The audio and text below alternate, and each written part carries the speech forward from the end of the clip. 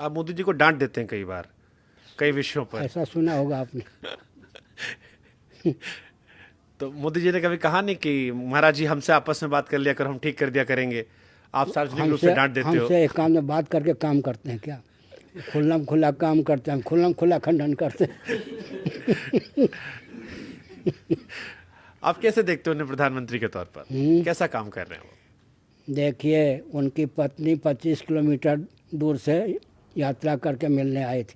भले उनको संपर्क नहीं है, लेकिन उनकी पत्नी को 3 सुरक्षा कर्मी दिए गए। मोदी जी की पत्नी होने के कारण ना, भाई बंधु, उनके भाई लोग भी हमारे परिचित हैं। उनका परिवार से संपर्क नहीं है और अपना कोई कमरा भी नहीं है और भोजन वस्त्र के अलावा कुछ है नहीं, इसलिए कम्युनिस्ट लोग उन पे लट्टू हैं।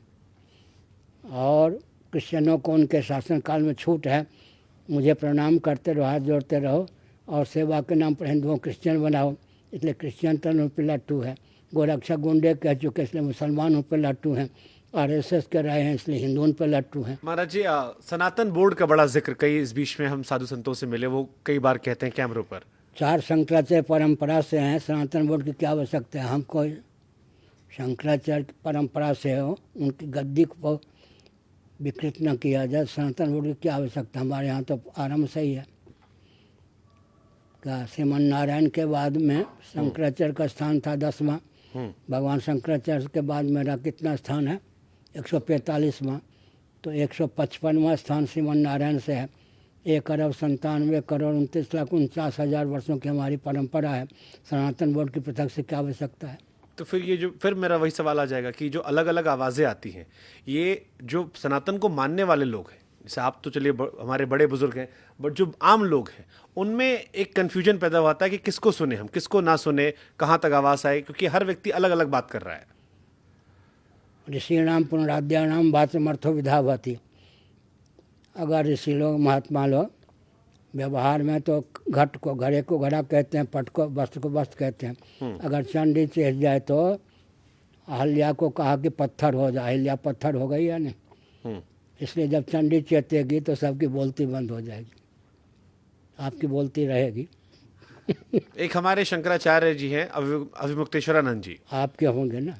उनको टीवी सोशल मीडिया पर उनको आपने सवाल भी खड़ा किया था कि उन्हें शंकराचार्य क्यों कहा गया, और टीवी अक्सर टीवी पर सोशल मीडिया पर शंकराचार्य जी के तौर पर उनके स्टेटमेंट बहुत आते हैं। मैं कई सारे कथावाचकों और लोगों से मिला, वो कहते हैं हम बहुत कुछ कहना चाहते हैं लेकिन उस पद को देखकर छोड़ देते हैं, तो वो भी उनके पद का जिक्र कर देते हैं। आपने कहा कि वो शंकराचार्य नहीं है और ये सार्वजनिक तौर पर आपने कहा था। अच्छा, ये क्यों कहा था आपने, हम थोड़ा चाहते से बताइए, और उन्हें शंकराचार्य क्यों ना माना जाए? आप मान लें। नहीं, मैं तो वो मानूंगा जो आप कहेंगे। उनकी गद्दी किनकी गद्दी है? स्वरूपानंद सरस्वती जी महाराज हमारे गुरुदेव के गुरु भाई थे।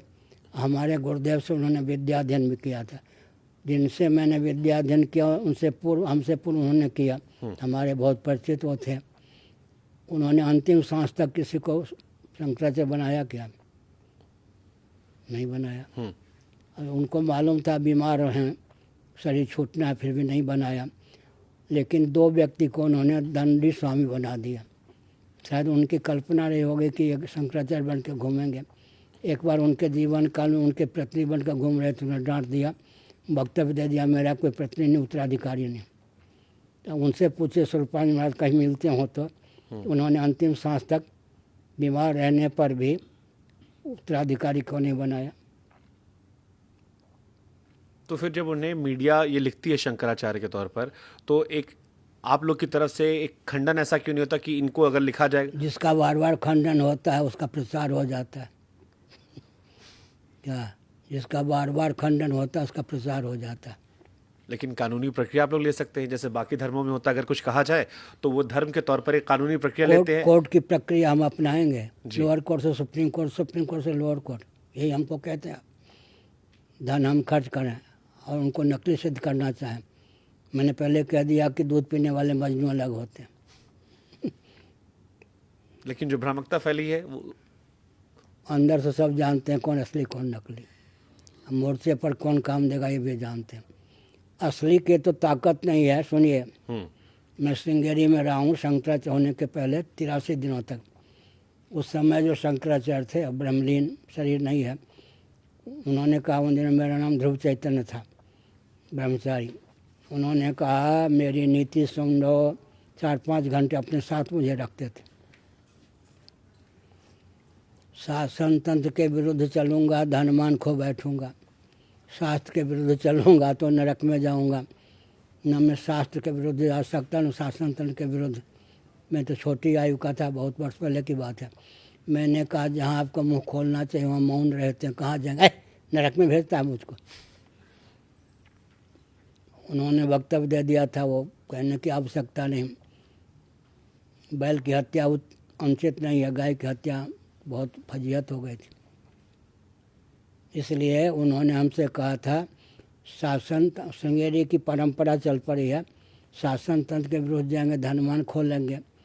अब तो ये भी हो गया कि ब्राह्मणेतर को भी दंडी स्वामी बनाने लग गए। अब तो शास्त्र की भी मर्यादा तोड़ दी गई।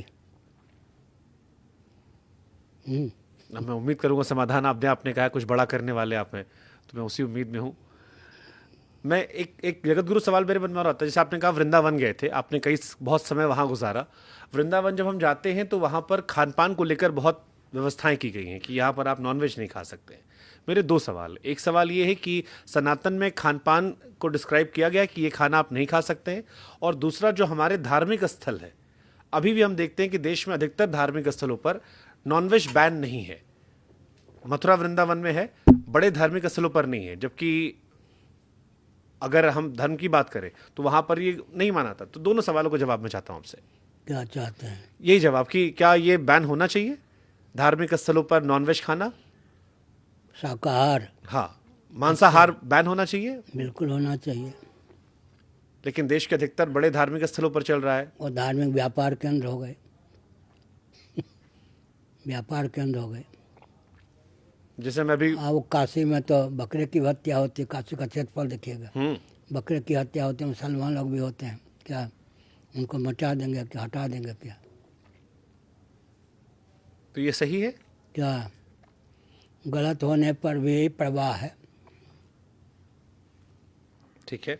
जगन्नाथपुरी की महिमा पर मैं कुछ थोड़ा बहुत आपसे जानना चाहता हूं, क्योंकि हम अक्सर पढ़ते हैं, कई सारी जब हम मीडिया में ये न्यूज़ डालते हैं तो आता है कि ध्वज जो है हवा के विपरीत लहराता है। सच्ची बात है। तो हम चाहते हैं थोड़ा जगन्नाथपुरी की महिमा के बारे में हमें बता दीजिए, आपसे बेहतर कोई व्यक्ति नहीं। साक्षात ब्रह्मा जी ने अपने चिन्मय कर कमलों से दारू ब्रह्म जगन्नाथ आदि की प्रतिष्ठा की थी।